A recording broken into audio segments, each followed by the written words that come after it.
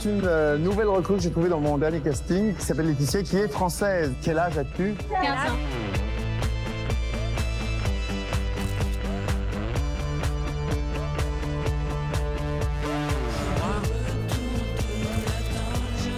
Si c'est ça, faire du cinéma, je veux faire du cinéma.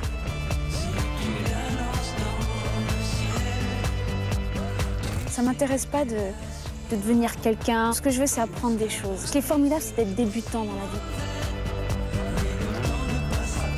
Je vois pas pourquoi on doit choisir dans la vie. On a toujours besoin de nous mettre dans des cases. Moi, j'aime tout ce qui déborde. J'aime tout mélanger. Pas gâcher ta vie avec ce type. Il a 50 ans, t'en as 14 à peine. Il se sert de toi. Tu voulais faire quoi quand t'étais petite, toi? On prend jamais le temps vraiment de regarder tout ce qu'on a fait et d'avoir du recul et de se dire ah mais quand même, voilà, il s'en est passé des choses. Je suis trop content. Bienvenue Laetitia.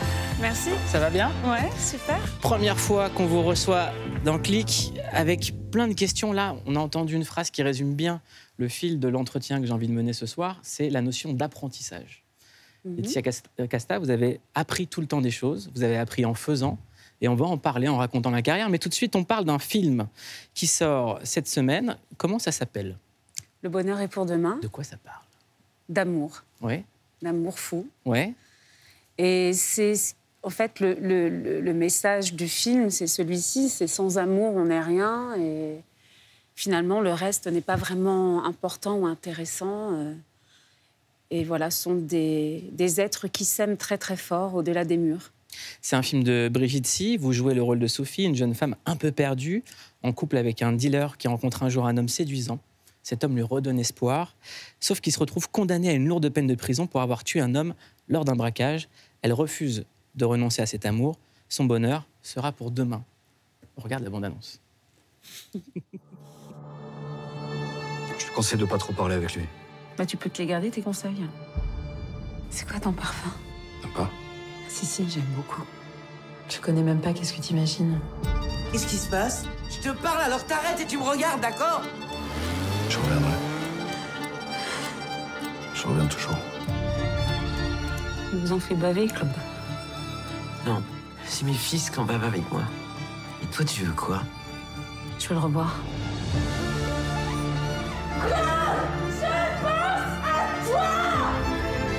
Alors 30 ans. Putain, dans la tête, toi. Fais pas ce connerie. T'irais jusqu'où par amour, toi? Ça s'appelle Le bonheur est pour demain. Et je vous pose la question, Laetitia Casta. Vous iriez jusqu'où par amour? Je pense que sans la personne qu'on aime, on ne peut pas vivre de toute manière. Donc, on n'a pas le choix. Comment on sait qu'on aime? Vous avez déjà regardé Les Fragments amoureux de Roland Barthes? Je trouve que c'est pas mal comme, comme mode d'emploi. À la fois, c'est un gouffre et en même temps, c'est à la fois un gouffre et en même temps, comment dire, on survole le sol. Est-ce que vous aimez toutes les personnes que vous avez aimées dans votre vie? C'est étrange comme question. Ouais. Est-ce qu'on aime tout le monde ou est-ce qu'un amour en remplace d'autres? Moi, je pense qu'on n'est jamais la même personne. Donc, on aime d'une manière à un moment et je pense que c'est sincère à ce moment-là. Mais on bouge et peut-être que la personne qu'on devient ne pourrait plus aimer la personne qu'on a aimée. Il y a cette expression « tomber amoureux » et vous utilisez le mot du gouffre. Ouais. Pour moi, l'amour, c'est se remettre dans les mains de l'autre sans parachute. Il faut accepter. Donc, il faut défier sa peur. Oui. Vous aviez eu peur longtemps d'être amoureuse? J'ai pas eu peur d'être amoureuse. J'ai peut-être eu peur de ne jamais l'être. C'est fou, ça. Pourquoi? Bah, je sais pas. Parce que, en général, les gens rêvent du grand amour. Oui, mais un jour, je me suis posé la question, comment on sait qu'on est amoureux? À quel moment on sait? Et je crois qu'on est amoureux lorsqu'on on souffre vraiment de ne pas être avec l'autre, je crois. Donc il y a une notion de dépendance. Ouais, oui. C'est pas très sain. Mais l'amour n'a jamais été quelque chose de... Enfin, ça n'a jamais été déclaré comme ça, l'amour, comme quelque chose de sain ou de... L'amour, c'est fort, c'est puissant, c'est à la fois doux, à la fois violent, c'est exalté, ça déséquilibre et ça remet en place. Enfin, c'est des tas de choses, c'est pas une chose. Dans un instant, il y aura Oxmo Puccino à côté de nous, Ouais. artiste qui avait fait un album qui s'appelle L'amour est mort. Comme ça, c'est dit. Et vous, vous dites, c'est mort sans amour. Ah bah oui. Ouais. Oui. On en parlera avec Oxmo. Votre histoire, elle est incroyable. Tout commence en Corse, sur une plage. Vous avez 15 ans. Et votre frère vous inscrit de force à un concours de Miss, sans vous le dire. Pour faire plaisir à mon arrière-grand-mère, ouais. Ouais. Mm. Donc, vous gagnez ce concours. Et Alors, vous- c'est tous les jeunes du village hein, qui faisaient partie du concours. Vous gagnez et vous invitez votre arrière-grand-mère à manger. Ouais, Après, vous êtes repéré par ce qu'on appelle un scout, ouais, qui vous propose de faire du mannequinat. ouais. Comment ça se passe à ce moment-là? On ne sait pas. Je ne pouvais pas projeter tout ce qui s'est produit. Donc, c'est comme une blague au départ. C'est un vrai métier pour vous, dans votre culture? À ce moment-là, on ne parlait pas des mannequins comme aujourd'hui. On voyait de temps en temps Claudia Schiffer en couverture de Paris Match, mais ce n'était pas du tout défini comme aujourd'hui, comme un vrai métier. Parce que vous êtes issu d'un milieu plutôt populaire, Oui, Noisy-le-Grand. oui. Moi, je viens de Noisy-le-Sec. On a un Noisy en commun. Comment on explique à ses parents qui font des métiers plutôt modestes qu'on gagne de l'argent comme ça? Alors, Comment ce sont mes parents qui m'ont expliqué. Ils m'ont dit à ce moment-là, alors voilà, tu fais ça pour t'amuser, mais ce qui compte, c'est l'école. Et puis, n'y crois pas trop parce qu'il ne va rien se passer. Et vous y croyez quand même? Moi, je crois à l'échappée. Hmm. C'est l'échappée belle, quoi. Partir. Et quand vous reveniez, parce qu'à un moment, quand vous revenez à votre vie d'adolescente de 15-16 ans, Mhm. quand vous prenez des avions, quand vous fréquentez Yves Saint-Laurent, Jean-Paul Gaultier, comment ça se passe quand on revient à Noisy-le-Grand? Alors, ce que je vais découvrir, c'est un monde complètement fou, Ouais.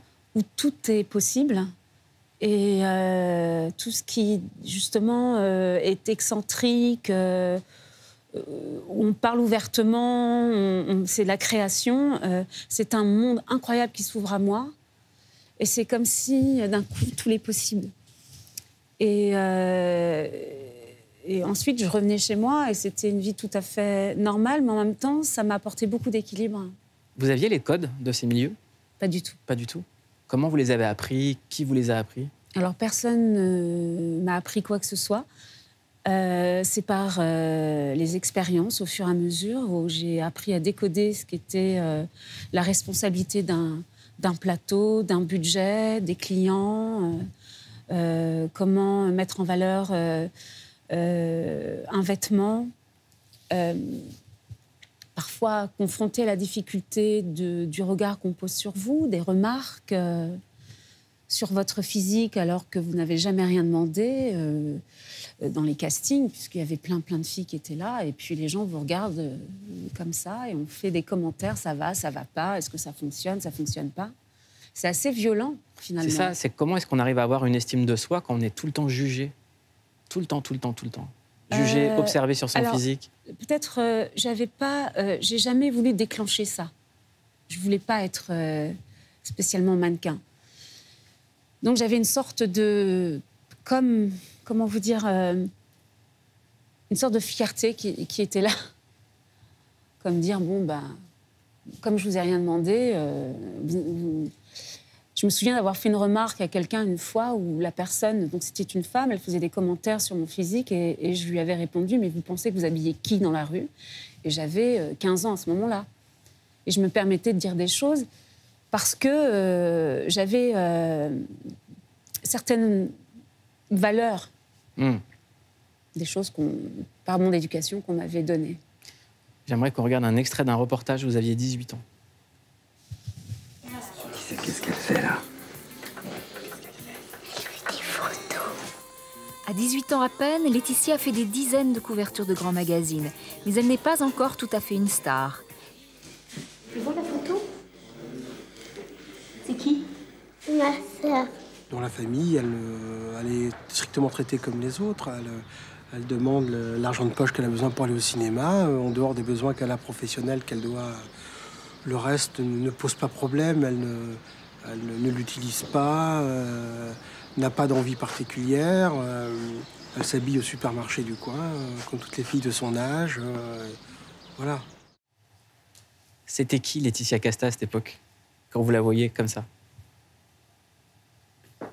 J'ai presque envie de vous dire toujours la même personne. Ça se voit que ça n'a pas bougé. Un petit peu quand même. Non, mais les pieds toujours sur la même terre, quoi. Oui, je me suis toujours dit que ce seraient les gens autour de moi qui changeraient, mais pas moi. La définition des gens qui s'en sortent. Des gens qui s'en sortent? Ouais. Il y a plein de gens qui disent le succès change les gens autour, mais pas nous. Oui, mais c'est vrai. Comment on garde les bonnes personnes autour de soi? Alors moi, c'est compliqué parce que, ayant commencé à 14 ans et demi, j'ai pas eu le temps vraiment de me faire des amis d'enfance. J'ai pas mal déménagé. Et finalement, c'est en étant adulte que j'ai rencontré les personnes qui aujourd'hui m'entourent et c'est particulier. Le métier de mannequin aujourd'hui, il a changé par rapport à l'époque de l'extrait dont on vient de voir. Les réseaux sociaux sont arrivés. Et il y a plein de confusion entre ce métier-là et celui d'influenceur ou d'influenceuse. On en parle juste après ce sujet. Des top modèles élevés au rang de déesses, adulés par les foules et traqués par les paparazzi. Ça, c'était l'âge d'or du mannequinat. Pendant des années, ces supermodèles ont régné sur l'industrie de la mode et foulé les catwalks des plus grands créateurs.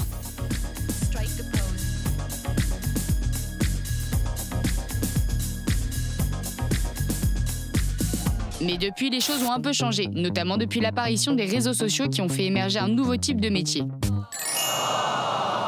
Créatrices de contenu, influenceuses, appelez-les comme vous voulez, elles ont rebattu les cartes du jeu. Et même s'il y a toujours des mannequins pour défiler, ces hit girls font désormais le show en dehors des podiums. Bonjour, je m'appelle Léna Situation, je vous fais la bise. Et nous sommes au défilé Dior. Les réseaux ont aussi permis de créer un sentiment de proximité avec les stars et accentuer le phénomène de communauté en ligne. Et ça, on le sait, c'est le Graal pour générer des revenus et créer des empires.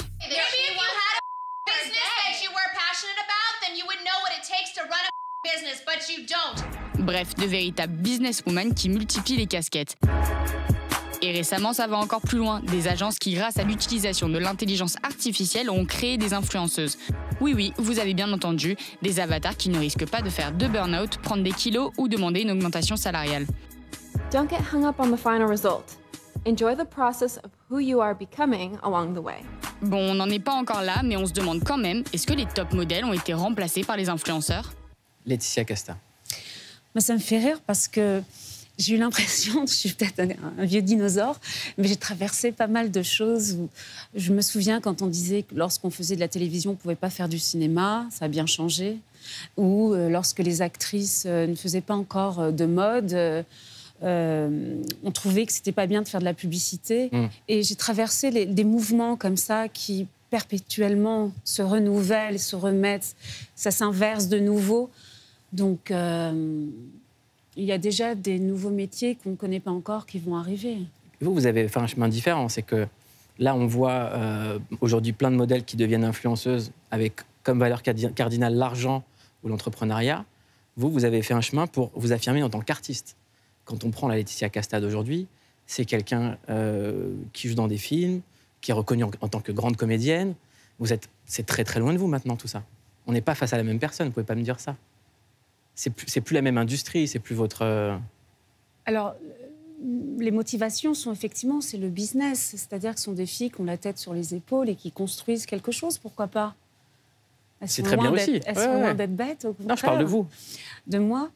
Moi, c'est parce que j'ai tout simplement voulu répondre à un désir et à un rêve qui était l'amour que j'avais pour le cinéma. Et au-delà du fait de l'argent, oui, effectivement, j'aurais pu aller dans cette direction-là, mais ça ne m'a pas vraiment intéressée. Je ne voulais pas être une entrepreneuse. Les réseaux sociaux ont porté un petit film dans lequel vous avez joué, qui est Le Consentement. adapté du roman de Vanessa Springora. Ça commence en tout petit film, dans très peu de salles. Oui. Et les réseaux sociaux, notamment TikTok, avec des adolescents qui se filment avec le hashtag consentement, qui filment leur réaction en voyant le film, sont bouleversés par le sujet. Et ça fait monter les entrées, alors que c'était un film plutôt confidentiel. J'aimerais qu'on regarde un extrait de ce film. C'est un pédophile. T'es pas au courant? Oh, mais enfin, tout le monde le sait. Et donc toi, tu le savais quand tu l'as proposé de le raccompagner? Je te préviens, Vanessa, si tu le revois, je t'envoie en pension. T'as pas le droit. Je l'aime. Je suis ta mère, j'ai tous les droits. Tu m'entends? Tu es sous ma responsabilité. Ta responsabilité, ta fille à l'arrière d'une voiture avec un pédophile? C'est ça? C'est pas moi, hein. Ouais, c'est bonne ambiance. C'est un personnage. Oui, c'est un personnage, évidemment. Qu'est-ce que vous avez retiré de l'expérience de ce film, des retours, des témoignages qu'il y a pu y avoir? Alors, d'abord, lorsque je l'ai vu le film, moi, j'ai été complètement bouleversée. J'ai eu l'impression de passer dans une machine à laver. Ça fait remonter énormément de choses. Puis aussi, il y avait la présence de Vanessa Springora et tout ça était quand même très, très fort. Et puis après, de passer, de parler du film aux journalistes, c'est assez compliqué. Enfin, c'est un exercice qui n'est pas simple. C'est un sujet qui est très fort et le fait que la jeunesse s'en empare, c'est extraordinaire. Est-ce que vous avez été confronté à des prédateurs quand vous étiez mannequin ou plus jeune? Parce que vous avez commencé très jeune. Oui, j'ai commencé très jeune. Mais bien avant le métier de mannequin, j'ai été confrontée à des prédateurs. À la sortie de l'école. Petite fille, petit garçon. C'est tout le monde. Les chiffres, ils sont affolants. 1 sur 5. C'est énorme. Ouais. Et on a la chance, du fait du mouvement MeToo, qu'on puisse parler de tout ça et que ça sort. Tout ça sort et que ça puisse changer les choses, définitivement. Cet hiver, le sujet qui divisait les familles françaises, c'était Gérard Depardieu. Vous avez tourné ensemble dans Astérix. Comment ça s'était passé? Il n'y a pas de discussion à avoir là-dessus. Ce qui est mal est mal. Voilà. Mais je ne suis ni juge, ni pour me permettre de donner mon avis là-dessus. La seule chose que je peux vous dire, c'est qu'on n'abuse pas d'une personne plus faible que vous, même d'harcèlement, de se moquer ou d'humilier. On ne fait pas ça de toute manière, à tous les niveaux.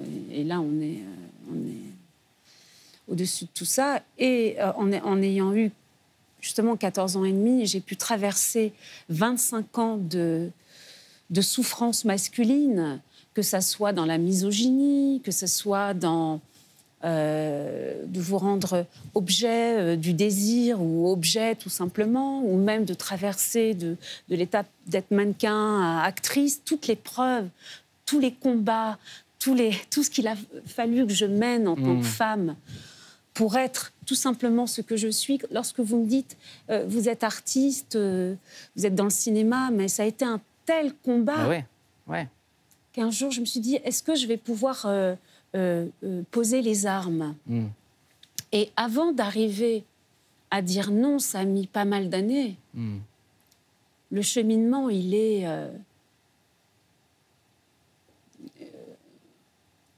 long, quoi. Mais la chance que j'ai eue, c'est de toujours savoir ce qui était injuste, pas net, pas clair, sombre. Il y a comme une alarme comme ça qui se mettait en route. En tout cas, vous pouvez être très, très fière. Fière? Ouais, du parcours, c'est beau. Oui. C'est beau. Mais je suis très fière surtout de ce qui se passe aujourd'hui pour la nouvelle génération, qui n'auront plus où tout va devenir évident. Et ces gens qui pensent à l'ancienne comme avant, il faut qu'ils s'en aillent. Nous, on allait faire un tour dans le présent sur les réseaux de Laetitia Casta. On a fouillé comme ça, on a regardé. C'est le clic sur.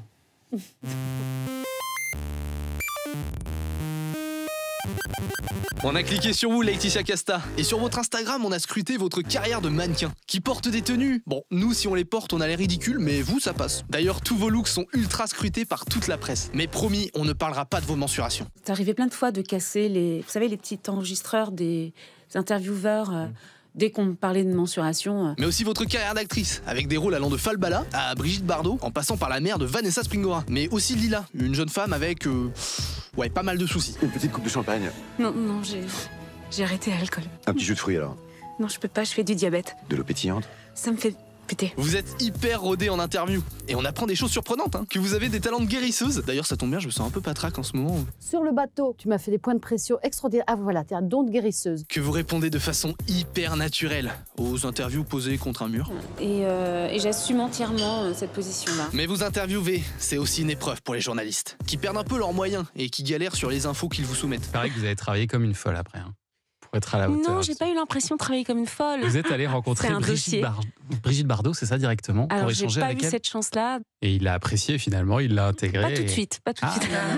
Laetitia, vous êtes la personne aussi à l'aise pour répondre à des magazines mode qu'à Charente Libre. Et je trouve que la vie est nuancée et complexe. Mais c'est quand même sur Vogue que l'on vous a le plus vu. Sur le Vogue français, le Vogue russe, mais notre préféré reste le Vogue turc, qui a immortalisé un shooting avec un chimpanzé. Et ben on attend avec impatience le prochain shooting.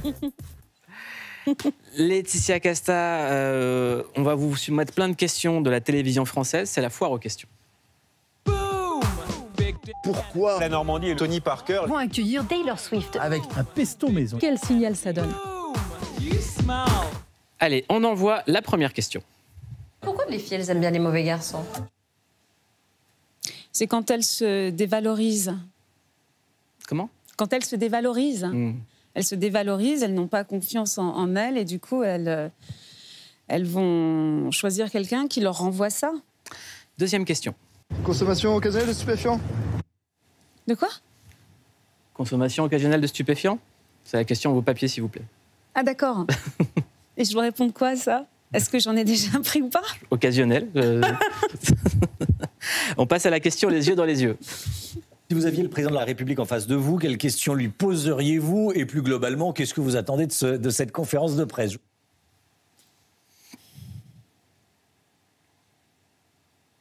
Est-ce que, en tant que président, parfois, on arrive à mettre ça de côté et on arrive à laisser vraiment ses vrais sentiments, mettre son âme et ses vrais sentiments d'homme d'abord? On lui enverra la question.